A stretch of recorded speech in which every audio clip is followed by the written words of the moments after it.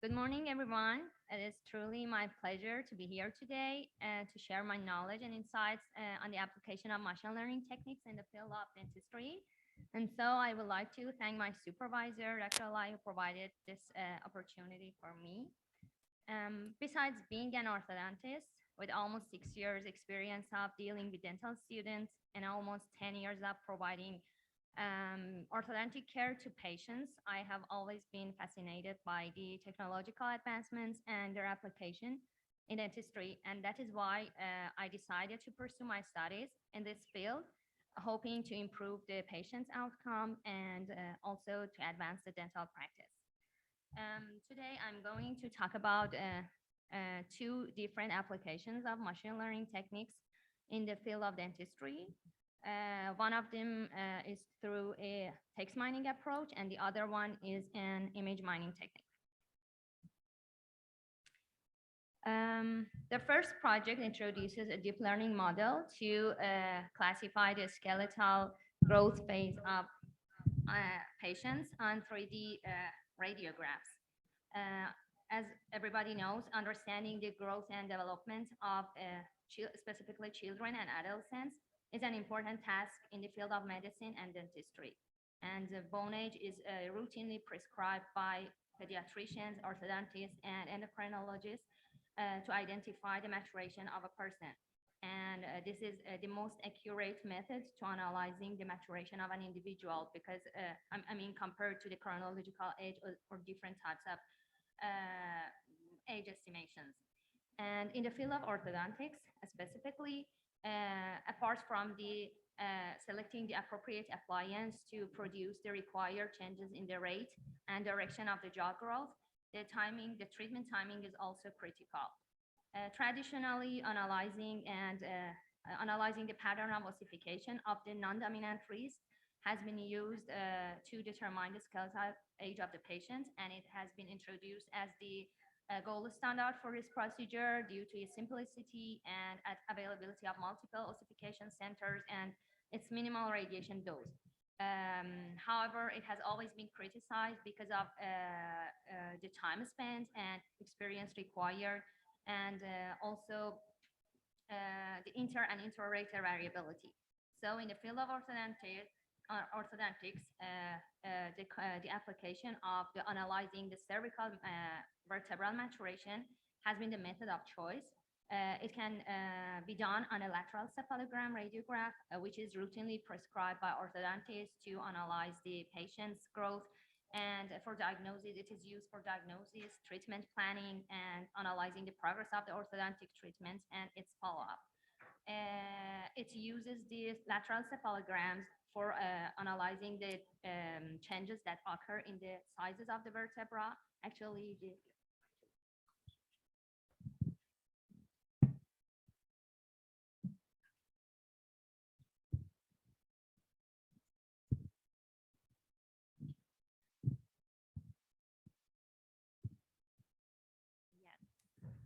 I don't know. You have to say is this good? It has too much echo. Yes, and CVM analysis is done on the lateral cephalometric radiographs, and it uses the changes in the size of the C2 to C4 vertebra, as well as the changes in the shapes of the lower and upper border of these vertebrae on the radiograph.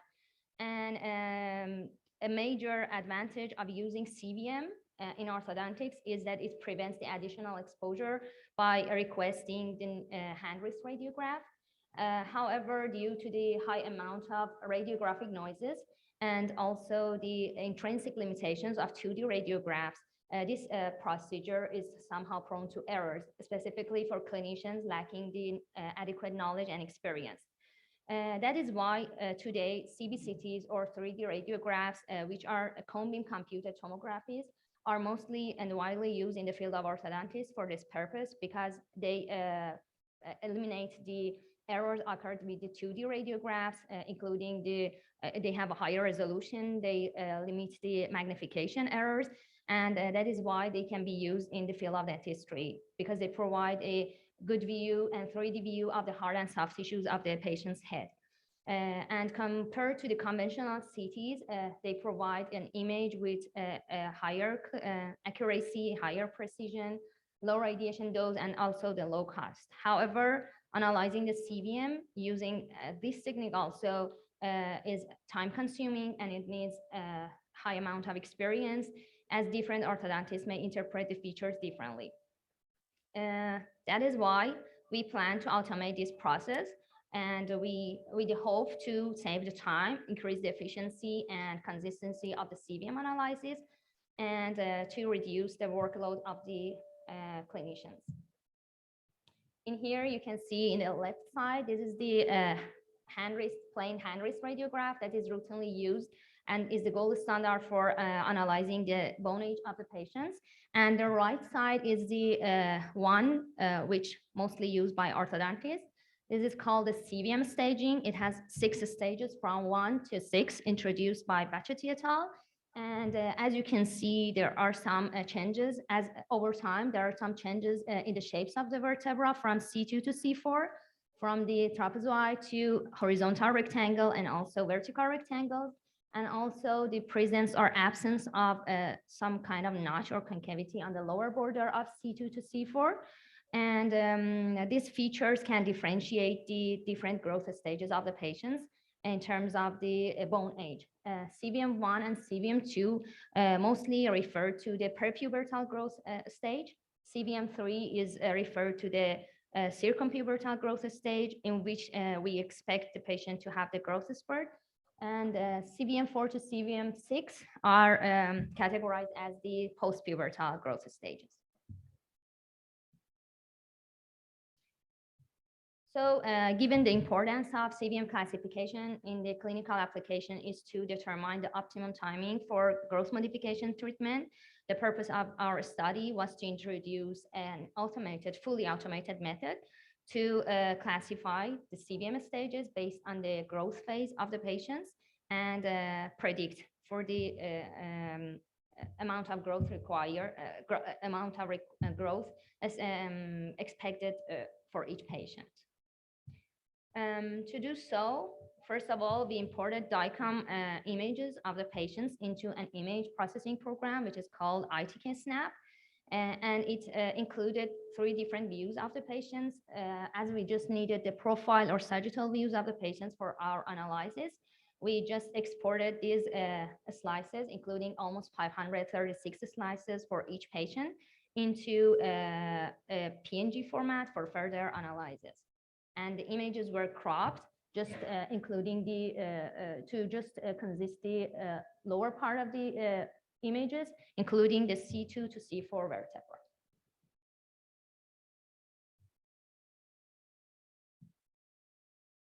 And then 2 convolution neural network models, 2-unit models, were built. The first one was used to select the region of interest or the slices, including a good vision of C2 to C4 vertebra on the 3D radiographs. And the other one was used to classify the slices, the selected slices, including the region of interest, to categorize them based on the growth phase of the patients.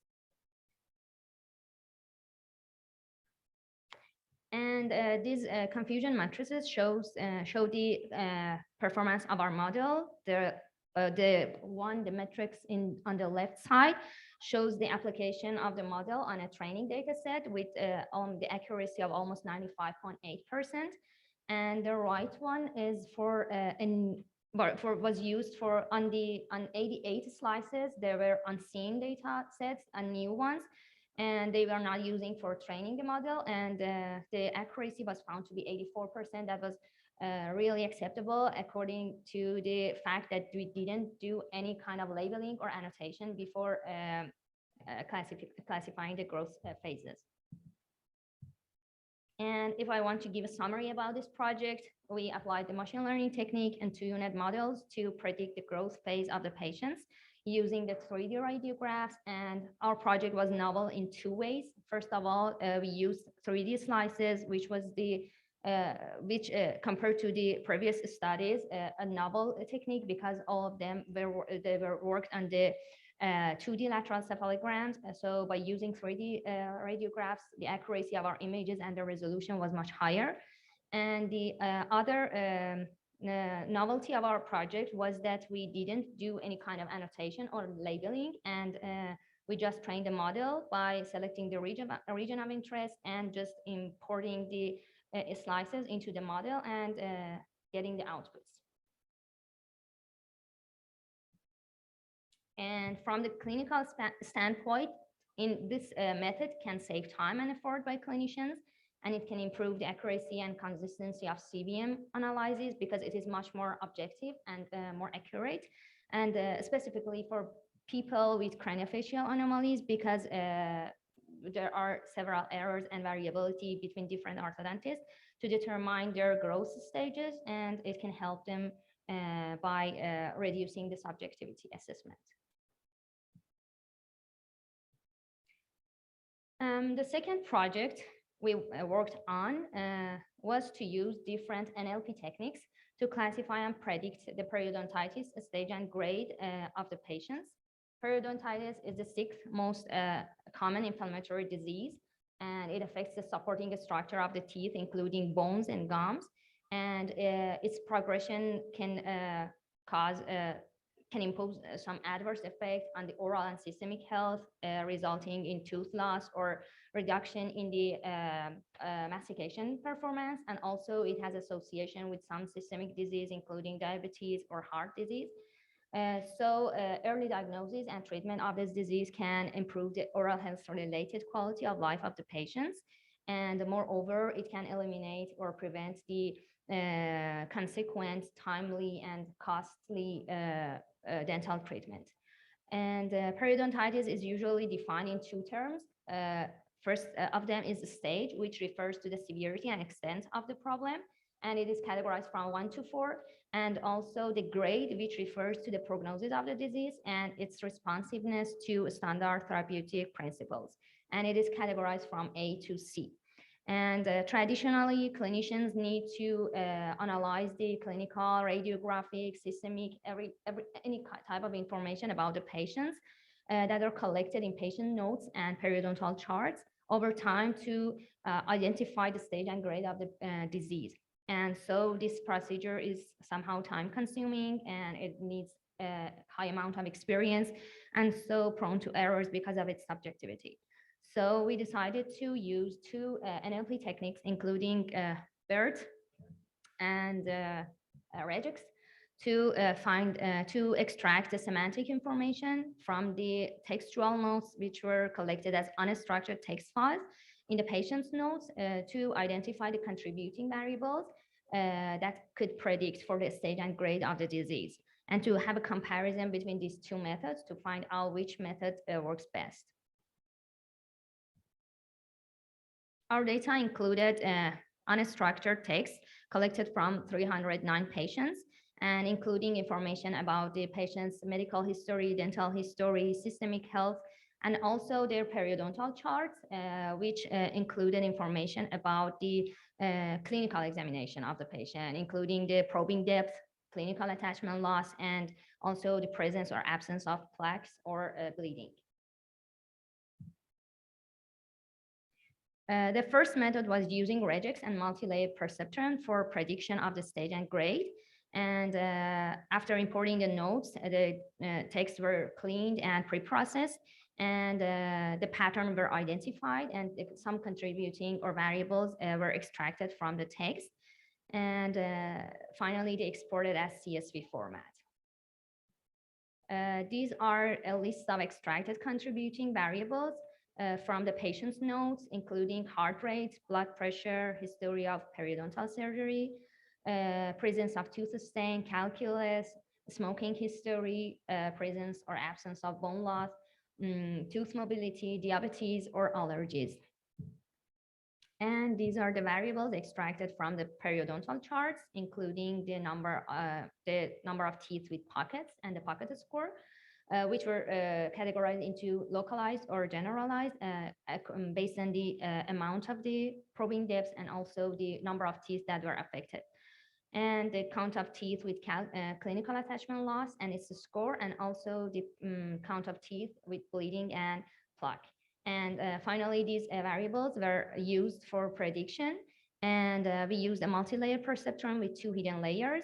We did the grid analysis to find out the optimum number of nodes required in each hidden layer, and empirically we found that by increasing the number of hidden layers above 2, the performance of our model in terms of accuracy will decrease. So we selected the 2 hidden layers, and we did the prediction.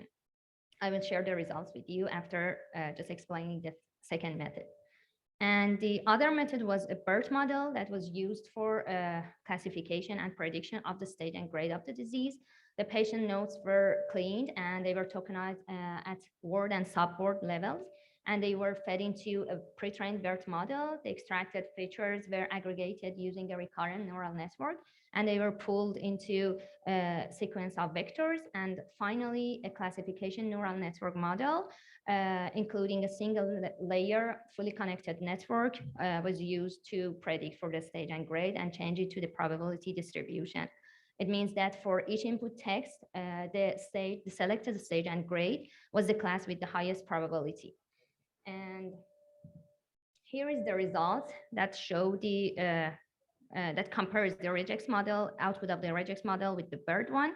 In total, both models were found to be acceptable in determining and predicting the stage and grade of the disease. However, the BERT model outperformed in prediction, and for the specific stage and grades, the highest accuracy was found to be for classifying the stage 3 and grade B periodontitis, which are the most prevalent types of the periodontitis usually found in the patients, and they are mostly common in patients referred to the periodontist or clinicians. And our proposed model was a preliminary introduction application of NLP techniques for prediction of stage and grade of the periodontitis. Previous studies used the salivary samples or radiographic data to predict for the stage and grade. And so it is promising to achieve some this kind of accuracy in our techniques. And finally, as we all know, to make a good and comprehensive diagnosis, we need to combine the data collected from radiographs and patient's notes, because each of them provide a unique insight about the patient's health. So in the near future, we plan to integrate our findings from the text mining model with the information collected from the patient's radiograph to improve the predictability of our model. Thank you. I think I'm ahead of my talk, and that's good news because I found that there is a coffee break exactly after my talk, so good news for all. Thank you very much.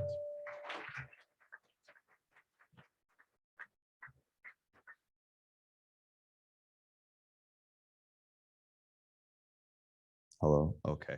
So we do have time for questions. Please do line up right here. And yeah, I mean, if you finish early, just means we have that much more time for questions and coffee break. Thanks very much for a very interesting, nice application of AI. You said you used, on the first example, you used two units, right? One for deciding the ROI, region of interest, and then the other one for actual classification. So can you explain a little bit more about that, the ROI portion? Like, was there a special reason why you picked unit, or did you try anything else and then picked unit? That. Okay, just let me provide the slide in here. Yes, and we used unit because, as you know, medical images, they have some kind of noise and blurred edges that is somehow difficult to find out. And unit was a simple model that could work really well on this data. And we first of all used a unit model to select the region of interest, meaning that the slices, including the full vision of the C2 to C4 vertebra. Because as you can see in this video, the slices are in here, and some of them, they do not include any kind of vertebra, or they have just part of the vertebra, it looks like this. Mhm. So we just needed to select some slices. It was including almost 30 or 35 slices with a good vision of the vertebra. And after selecting the region of interest or these slices from the whole slices, we fed the selected ones into the second unit model, and we found a good accuracy. So we didn't go through more complex models, and it was found to predict the model very good, because it was simple, and it didn't, it was real time, and it worked well on our data set without labeling and annotating. Just one more quick question. So did you train both units at the same time or separately? No, separately. Oh, First okay, of all, so- it was for the first one, and Yeah. after finding a good accuracy to select the region of the Yeah. appropriate region of interest, then the selected ones were input to the second model, and it was different. Okay, thanks very much. No problem.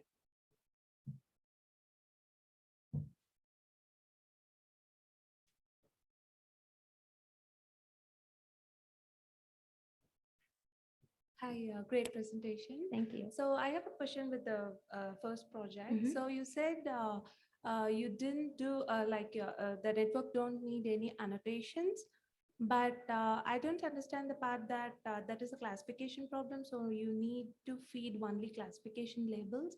So I didn't get that part. Can you Uh, please I explain? mean, like I didn't mean that it doesn't need annotation, but we didn't use annotation actually. And, we had 3 orthodontists. They classified the images by looking at the images and just determined that, for example, these slices refer to the stage 1, and these slices refer to the stage 2. So we defined these 3 stages by the 3 expert opinions, and we fed into the model. We didn't, annotate or define the borders of the vertebra on the images. Yeah, but anyway, that doesn't need any annotations, right? As it is a classification problem, so just labels should be enough, right? So Yes, we just labeled them. For example, these slices were defined as a stage 1, but we didn't, determine the configuration or shape of the vertebra by drawing lines and, box. Yeah, bound. yeah, but- Yeah, we didn't use bounding yeah, but boxes. anyway, you don't But we need- just, labeled them, Okay. just determine that these slices are for class 1, these slices are class 2, and these slices are class 3. Okay, thank you. No problem.